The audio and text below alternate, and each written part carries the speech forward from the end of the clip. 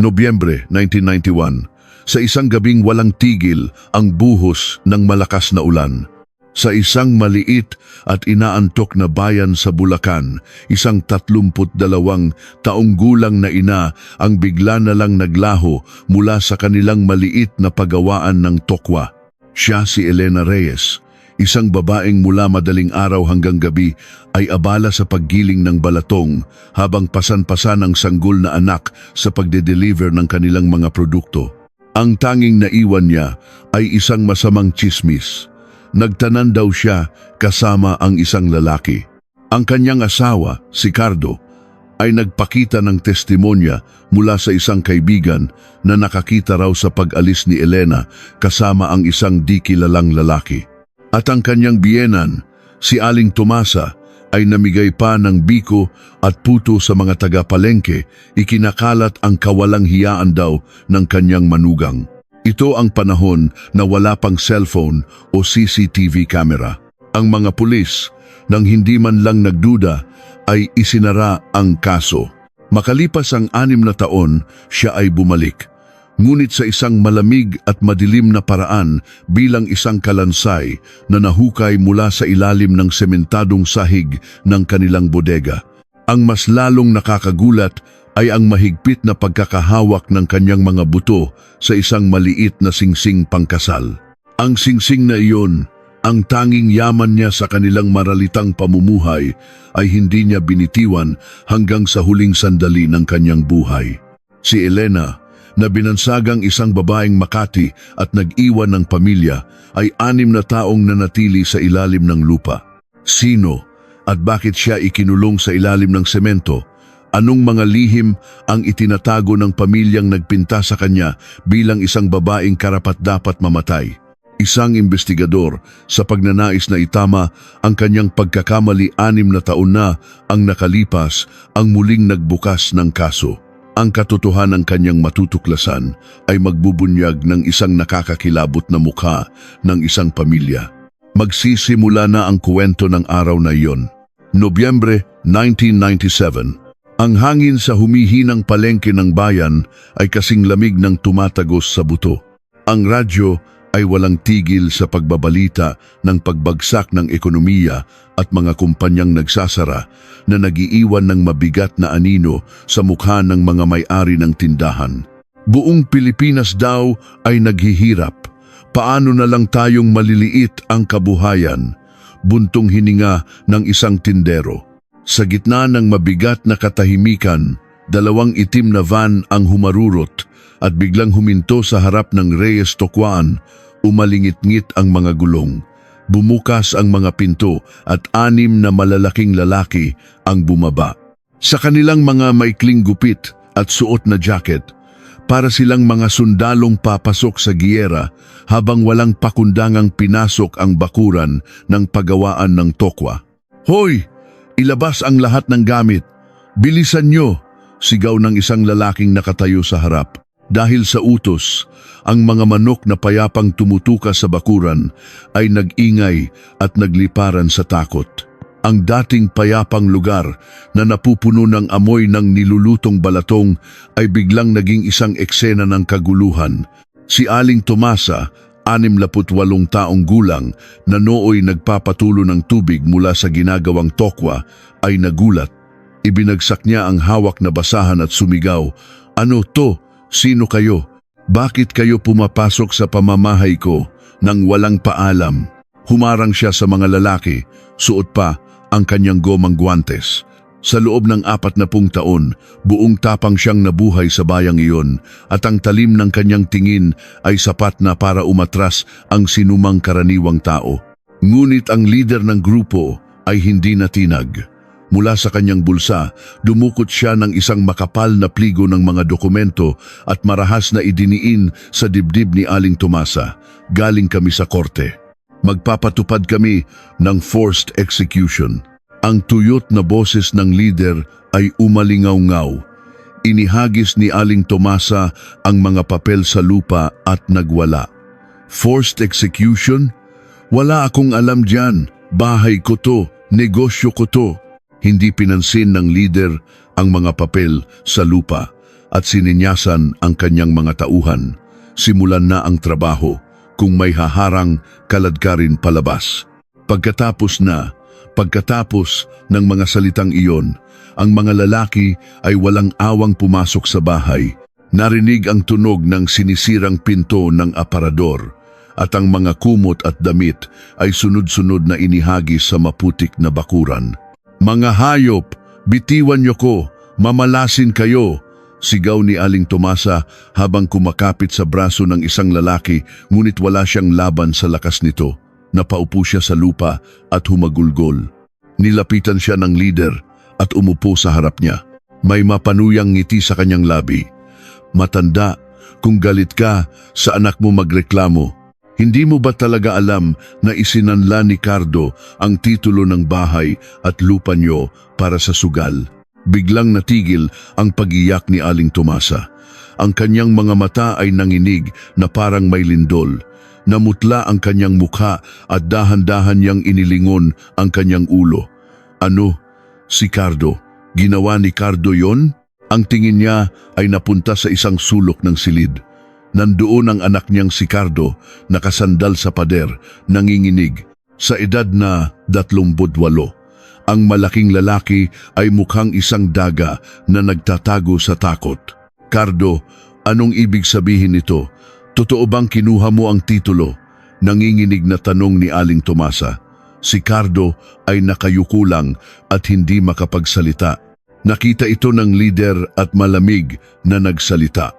Ang utang niya sa sugal ay lumampas na ng 3 milyong piso. Kung isasama ang interes, 5 milyon na yan.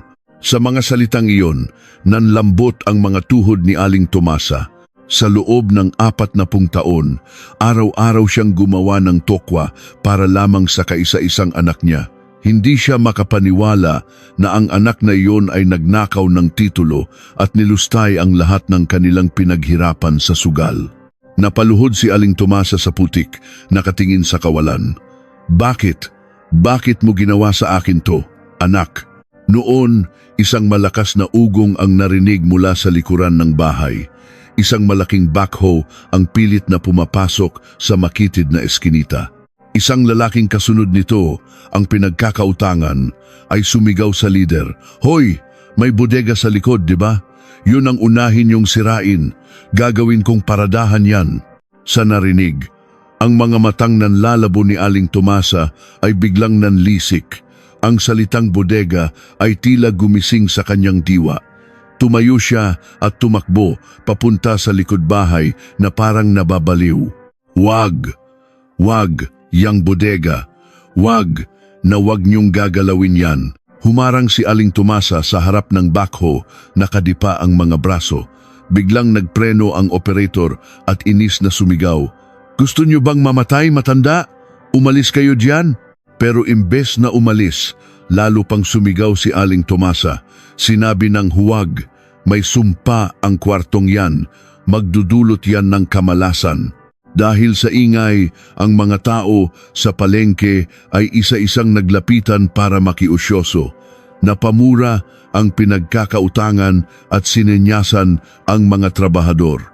Walang sumpa-sumpa. Kaladkarin yan at tapusin na ang trabaho. 2 trabahador ang lumapit at marahas na hinawakan ang mga braso ni Aling Tomasa. Nagpumiglas siya, ngunit kinaladkad lamang palayo. "Bitiwan niyo ko, wag yung bodega, pakiusap." Sa kabila ng kanyang mga sigaw, umarangkada ang backhoe at ibinangga ang braso nito sa manipis na pader ng bodega. Gumuho ang pader sa isang malakas na kalabog at ang mga lumang yero ay nahulog na parang talon. Muling humukay ng malalim ang backhoe at ang pundasyon sa ilalim ng sahig ay nabiyak at tumaob. "Mas malalim pa! Hukayin niyo hanggang diyan!" Utos ng pinagkakautangan. Hinila ng operator ang lever. Mula sa ilalim, isang bloke ng semento ang lumitaw. Mula sa mga bitak nito, may kung anong sumilip. Naramdaman ng operator na may mali at pinatay ang makina. "Ano yon?" Bumaba siya mula sa sasakyan at sinilip ang hukay. Sa pagitan ng lupa, may isang maputing bagay na malabo niyang naaninag. Nang lumapit siya, para tingnan ito. Namutla siya. Buto! Buto ng tao! Ito ay walang dudang kalansay ng tao. Sa tabi ng mga butong nababalot ng lupa, may isang kupas na panyong may bulaklak na disenyo. Sa ibabaw nito, isang bungo ang nakatingala sa langit. Ang mga mata nito ay hungkag. May patay, may kalansay, sigaw ng isang usisero. Ang lugar ay biglang napuno ng takot. May tumawag sa pulis at di nagtagal, isang patrol car ang dumating, umuugong ang sirena. Makalipas ang 30 minuto, si Detective Cruz ay pumasok sa crime scene. Nasecure na ba ang lugar? Nasaan ang soko? Tanong ng 48 taong gulang na veteranong investigador habang inililibot ang tingin. Huminto siya sa harap ng kalansay at naningkit ang kanyang mga mata. Lumingon siya at tinitigan si Aling Tomasa na nakaupo sa isang sulok ng bakuran. Kumusta ang kalagayan ng matanda?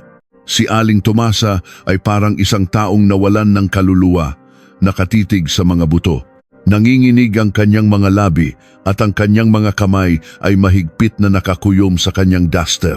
Ang tingin ni Detective Cruz ay bumaling naman sa kabilang sulok.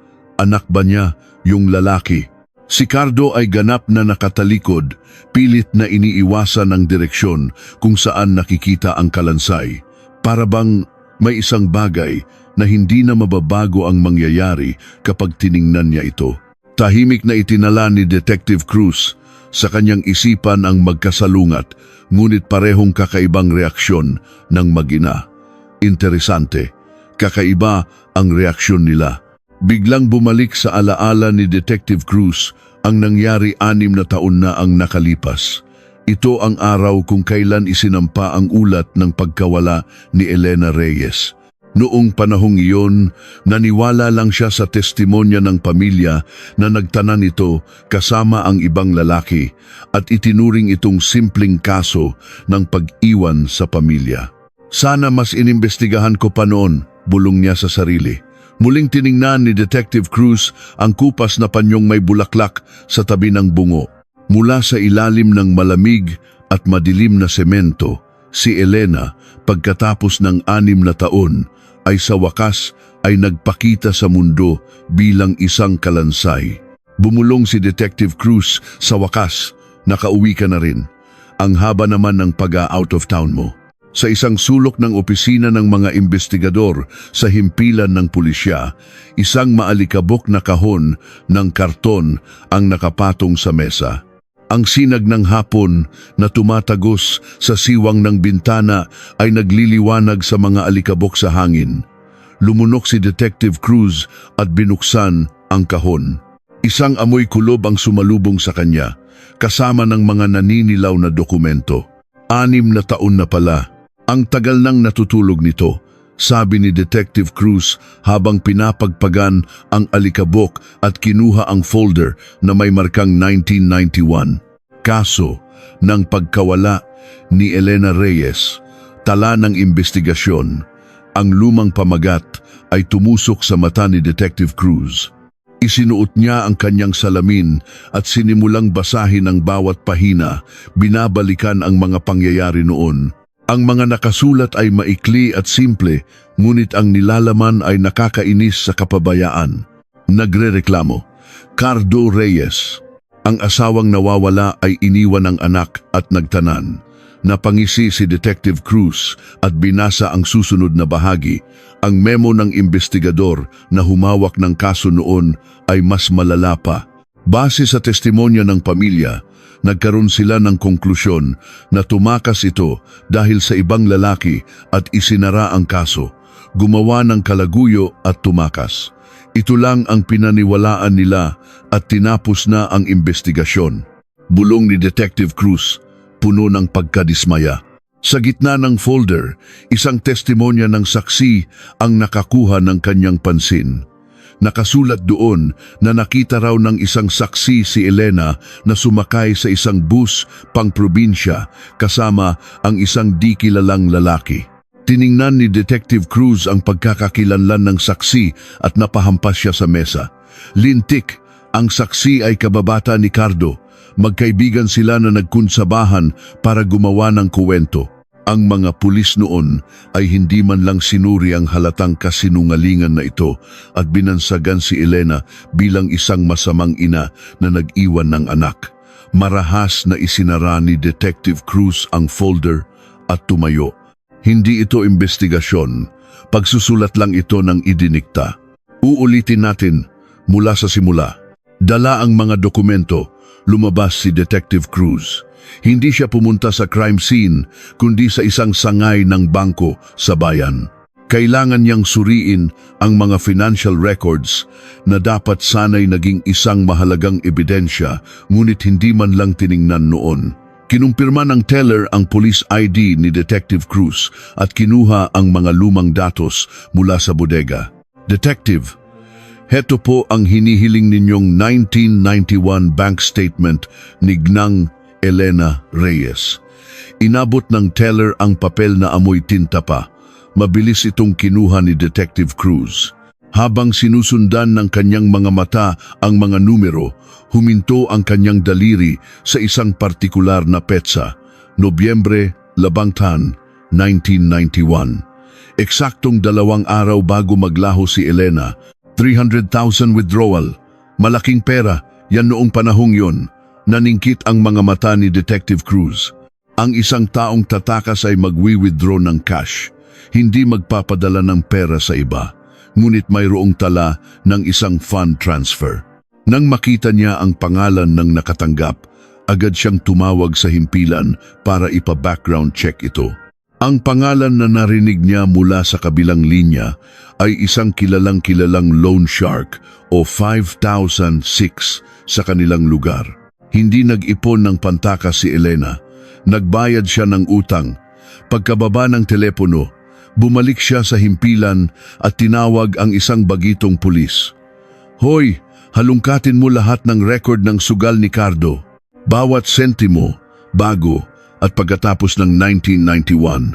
Dahil sa tindi ng aura ni Detective Cruz, sumunod ang bagitong pulis ng walang reklamo. Makalipas ang 1 oras, sumigaw ito. Sir, may record dito na si Cardo ay idinemanda noong 91 dahil sa utang sa sugal ang halaga. Eksaktong 300,000. Nagtiim ang bagang ni Detective Cruz. Lahat ng piraso ng palaisipan ay nagsisimulang magkabit-kabit. Ang perang withdraw ni Elena ay hindi para sa kanyang pagtakas, kundi para ipambayad sa utang sa sugal ng asawa niyang si Cardo sa isang 5,006. Pagkatapos niyang ibigay ang lahat ng kanyang naipon para linisin ang kalat ng asawa, ang asawa pa niya ang nagkalat ng chismis na nambabae siya. Pinigilan ni Detective Cruz ang kanyang galit, isinuot ang jacket at nagtungo sa palengke. Ang mga eskinita ay abala sa mga mamimili para sa hapunan. Binuksan niya ang pinto ng isang maliit na tindahan ng atsara malapit sa tokwaan. Ang may-ari, si Aling Celia, ay nagulat nang makita si Detective Cruz.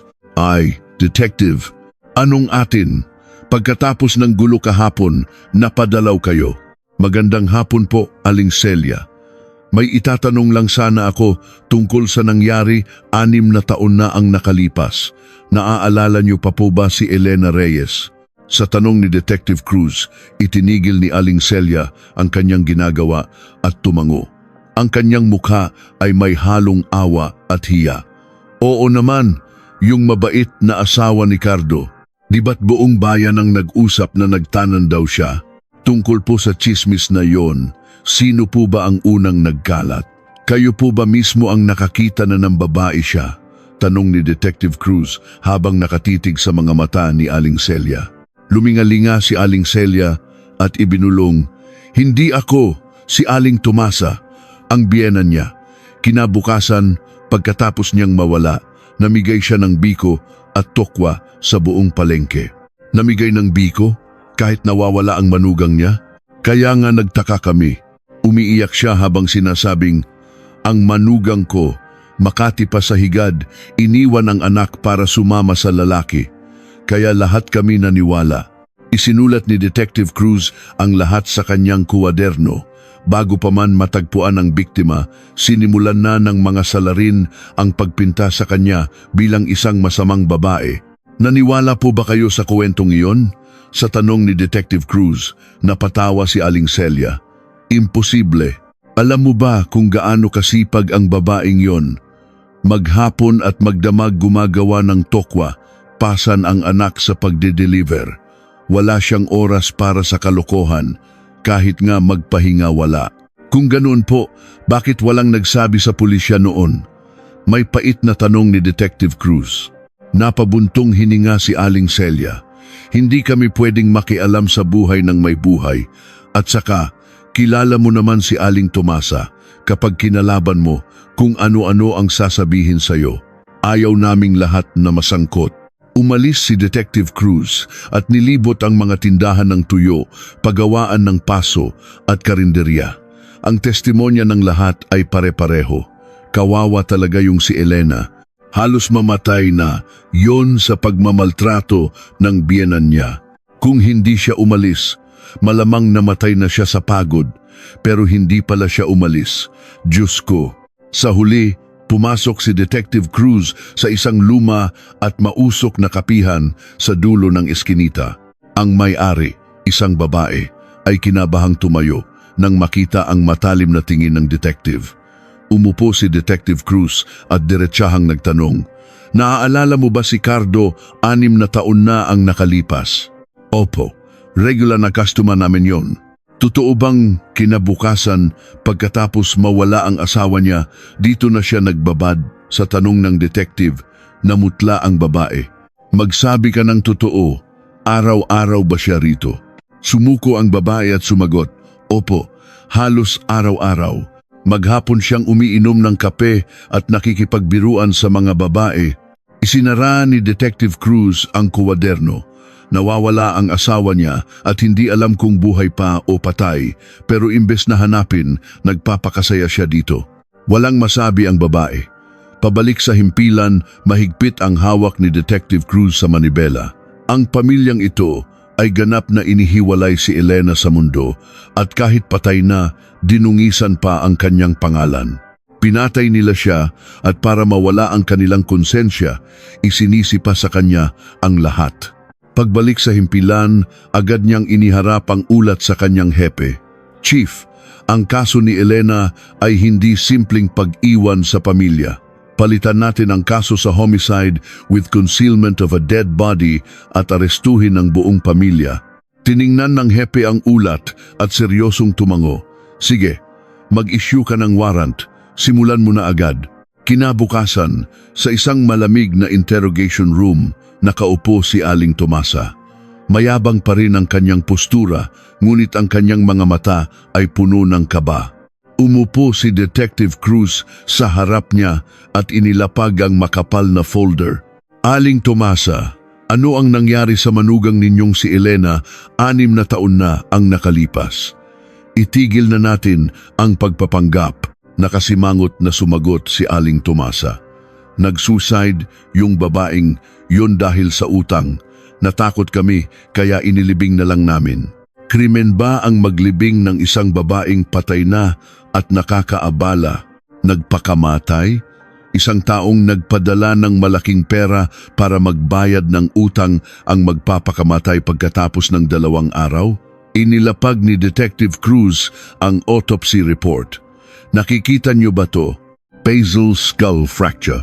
May malakas na palo mula sa isang matigas na bagay." Nang makita ni Aling Tomasa ang larawan ng basag na bungo, ang kanyang mga mata ay hindi mapakali, ngunit nagmatigas siya. "Hindi ko alam yan. Wala akong alam. Kung saan man siya napalo bago umuwi, hindi ko alam. Aling Tomasa, hindi siya napalo bago umuwi. Dito siya pinatay sa loob ng bahay ninyo at ng isang taong malapit sa kanya." Iniiwasan ni Aling Tomasa ang tingin ng detective at nanatiling tahimik. Ang may-ari ng tindahan ng atsara, si Aling Celia, ay hindi makalabas ng kanyang tindahan. Nakatayo lang siya, nakatingin sa tukwaan na napapalibutan ng yellow police line. Ang mga pulis ay abala sa bakuran at ang mga reporter ay walang tigil sa pagkuha ng litrato. Diyos ko po, nakakatakot, totoo ngang may bangkay at sa ilalim pa ng semento. Ang mga salitang narinig niya mula sa isang nagdaraan ay parang malaking batong bumagsak sa kanyang puso. Nanginginig ang hawak niyang basket ng mga gulay hanggang sa ito ay nahulog. Kumalat ang mga gulay sa lupa, ngunit hindi niya ito magawang pulutin. "Hoy, Celia! Ano ba? Tapon lahat ng gulay!" Sigaw ng kanyang asawa mula sa loob, ngunit ang boses nito ay parang ugong lang sa kanyang pandinig. Ang kanyang mga mata ay nakatutok sa hinukay na sahig ng bodega. Sa kanyang isipan, ang mga orasan ay nagsimulang umikot pabalik. Ganoon din kalakas ang ulan noon. Nobyembre 1991. Isang gabing napakalakas ng ulan. Katatapos lang ni Celia sa pag-aayos ng tindahan at nakahiga na siya. Ang lakas ng ulan sa yero nilang bubong ay sapat na para hindi marinig ang radyo. Napakasamang panahon. Sana walang masamang mangyari. Noon, sa gitna ng ingay ng ulan, isang malakas na kalabog ang narinig niya mula sa kabilang pader, para itong isang mabigat na bagay na ibinagsak sa sahig. Agad siyang bumangon at idinikit ang tainga sa pader. Ano yon? Tahimik siyang nakinig. Ang tunog ay nagmula sa direksyon ng bodega ng mga Reyes. Maya-maya, isang maikling sigaw ng babae ang narinig niya.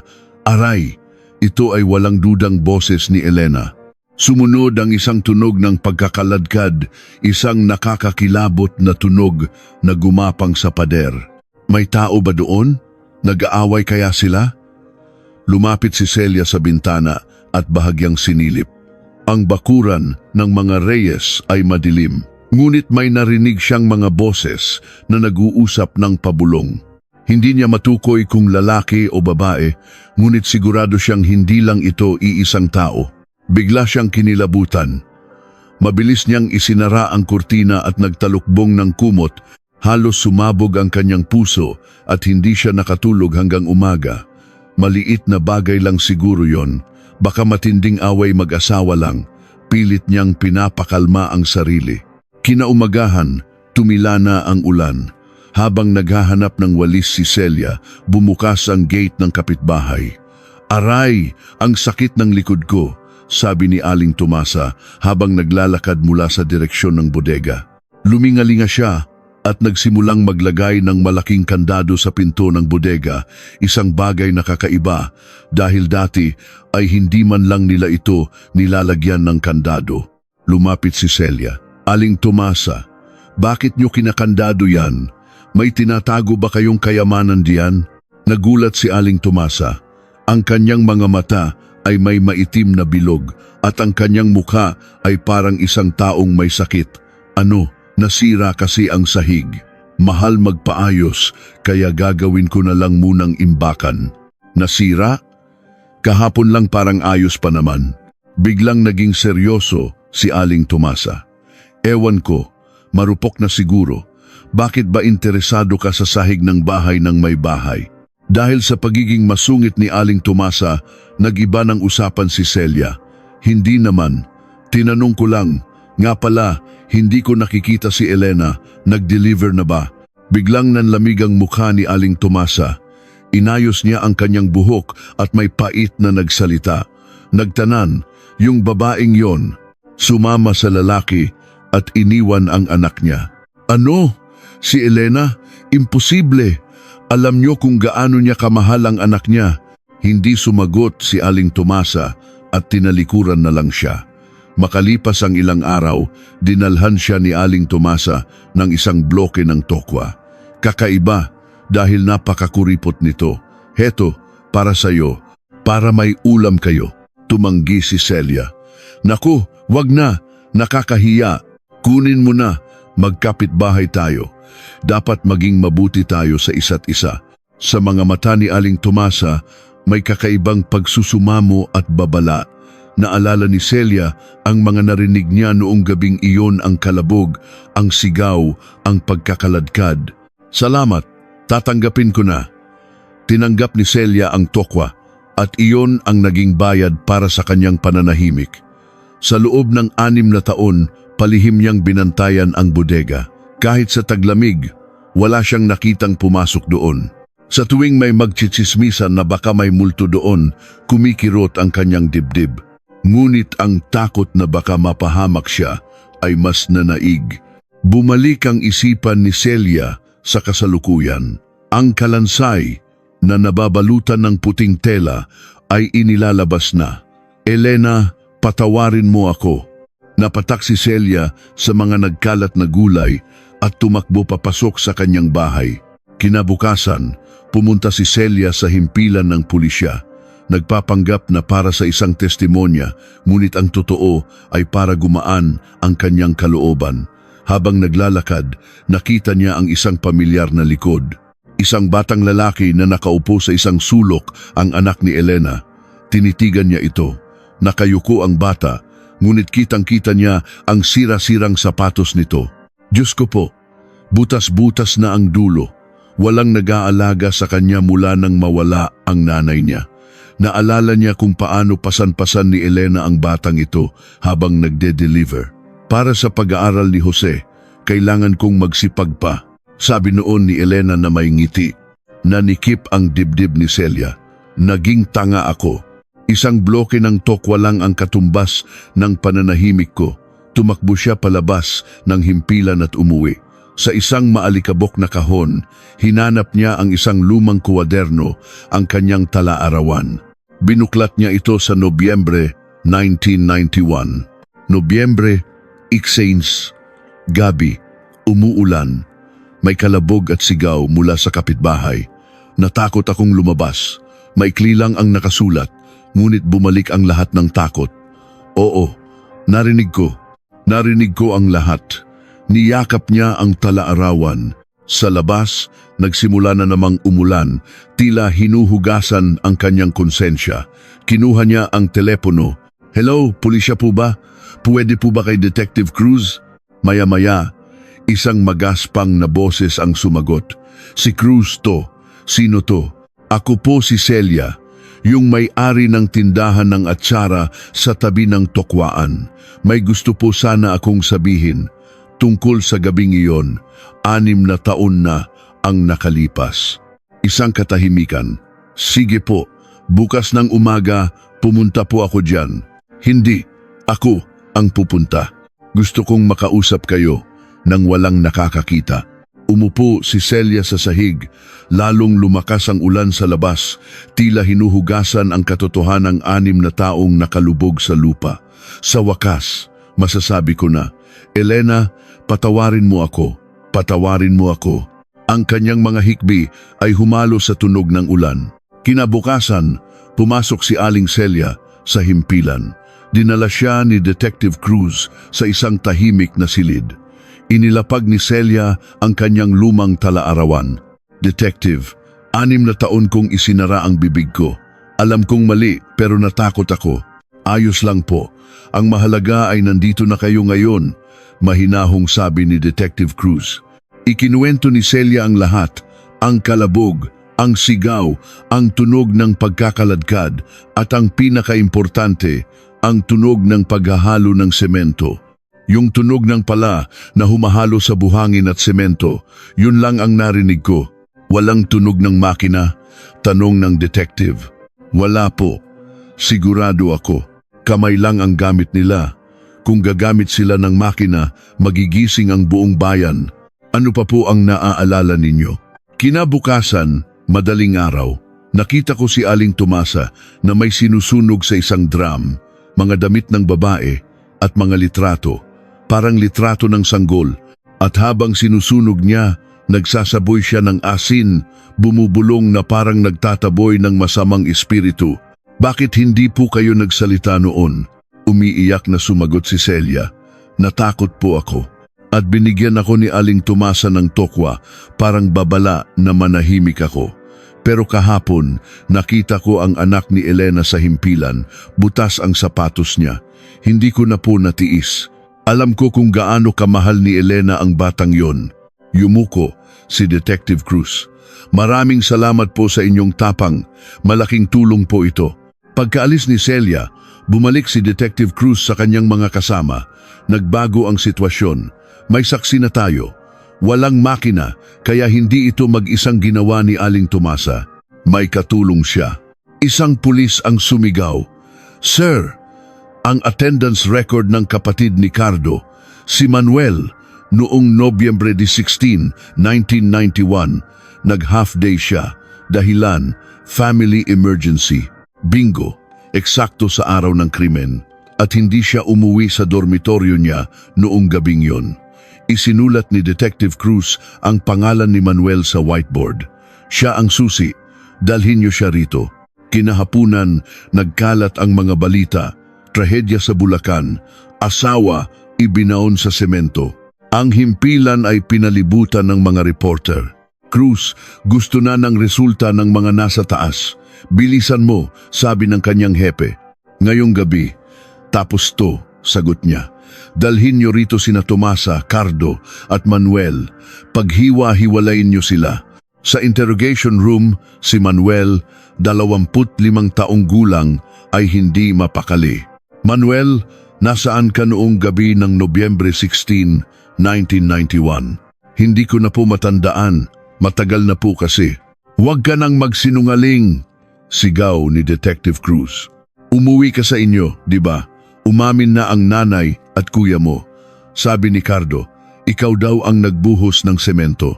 Sabi ng nanay mo, sumunod ka lang daw sa utos.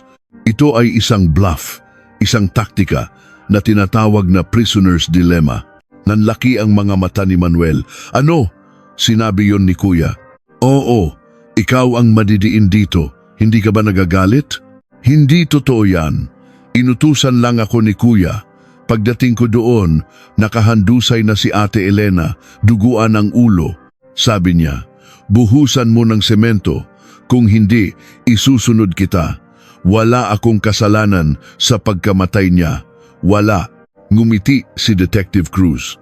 Kung ganoon, sino ang pumatay? Umiyak si Manuel. Hindi. Hindi ko po alam. Umamin na siya sa pagtulong sa pagtatago ng bangkay. Lumabas si Detective Cruz. Nabasag na ang pinakamahinang kadena. Tapos na ang laro. Sa kabilang silid, si Cardo ay mayabang na naglabas ng isang resibo. Detective, heto ang ebidensya. Nasa Maynila ako noong gabing yon. Isang resibo mula sa isang motel sa Cubao. May petsang Nobyembre, Exiskin, 1991. Tiningnan ito ni Detective Cruz.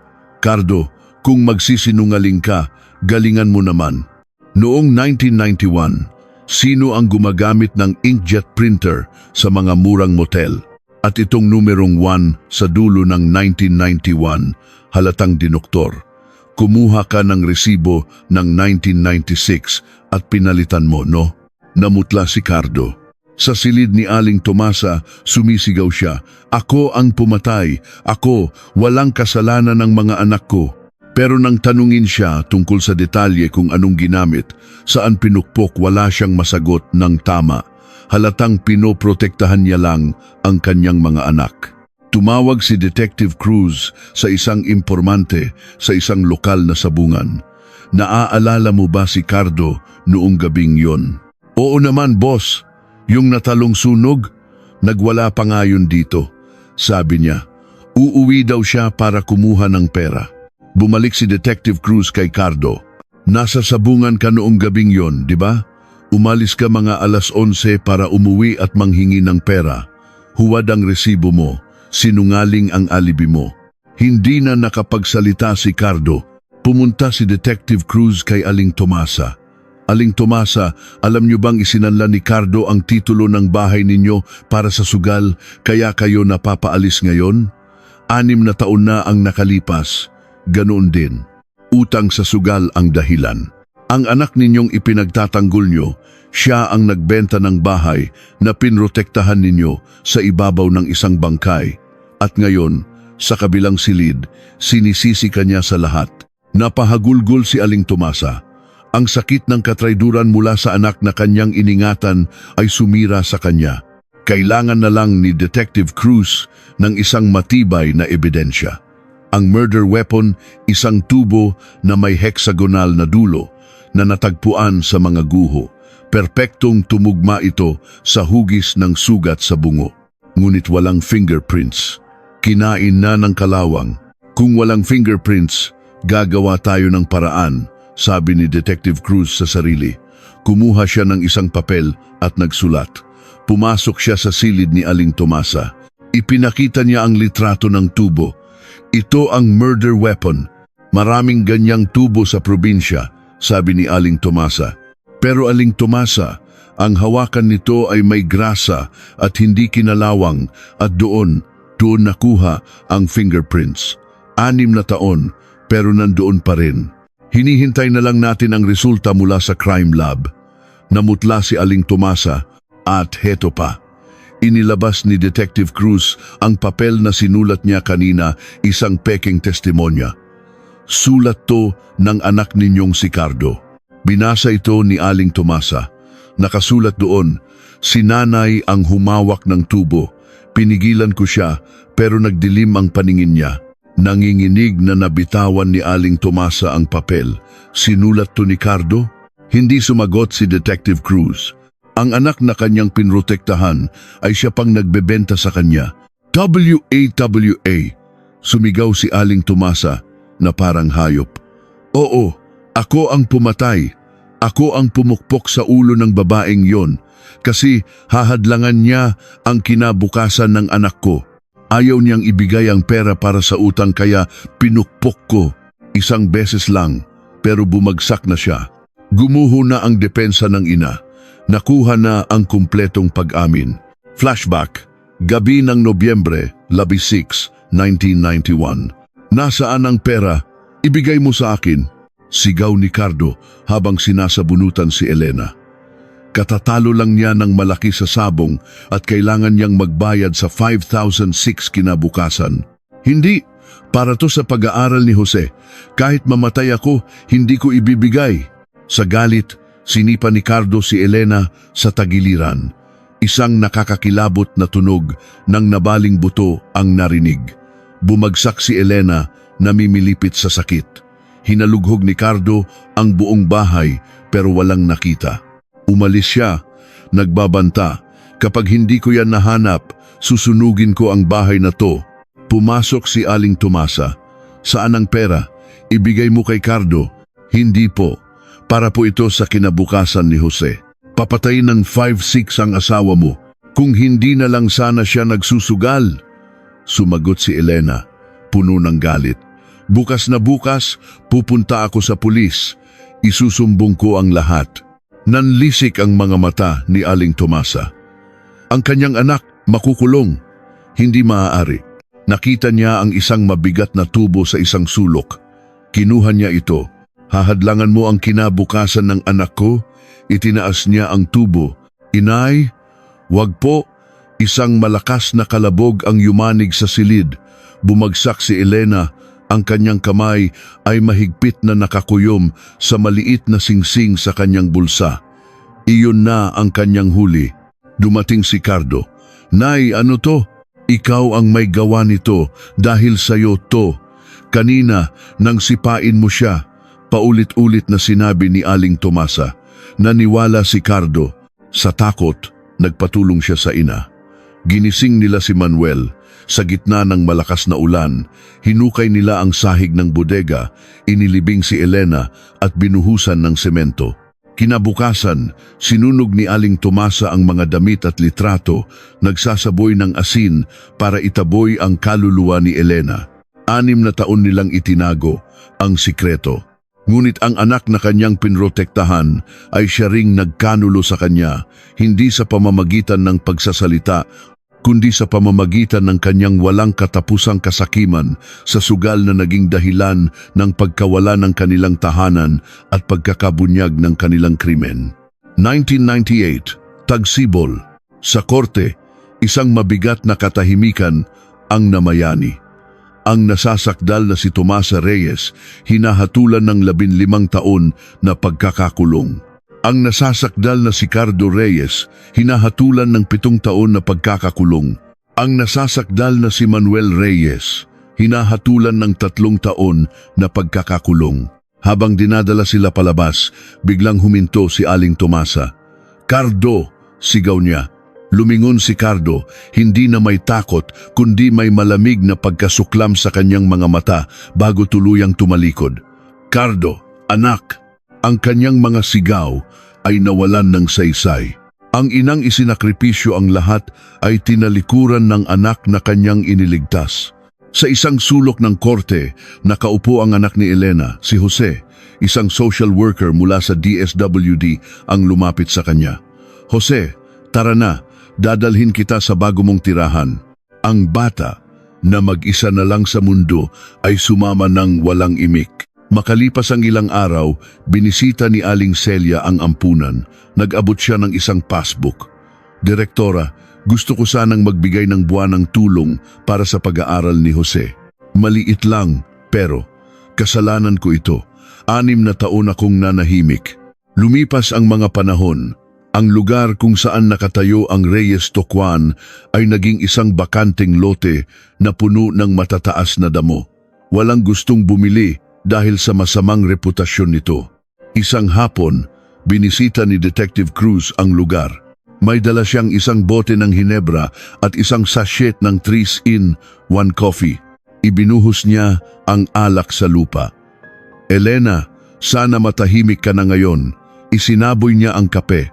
"Mahilig ka raw sa matamis. Pasensya na, walang mainit na tubig." Isang amoy ng nilulutong balatong, ang tila nananatili pa rin sa hangin. Nagsindi siya ng sigarilyo. Ang mga tao ay nagbubulungan pa rin. Mas nakakatakot pa pala ang tao kaysa sa multo. Pinatay niya ang sigarilyo. "Oo, nakakatakot ang tao," bulong niya. "Kapag nasilaw na sa pera at dugo, nagiging mas masahol pa sa hayop." Naglakad siya palayo habang papalubog ang araw. Ang kanyang anino ay humaba sa mga guho. Sa bakanteng lote, ang mga damo na lang ang maririnig na humuhuni sa hangin. Ang natira sa trahedya ay isang abandonadong lupa, mga pira-pirasong alaala ng isang nawasak na pamilya at ang walang katapusang kasakiman na sumira sa kanilang lahat.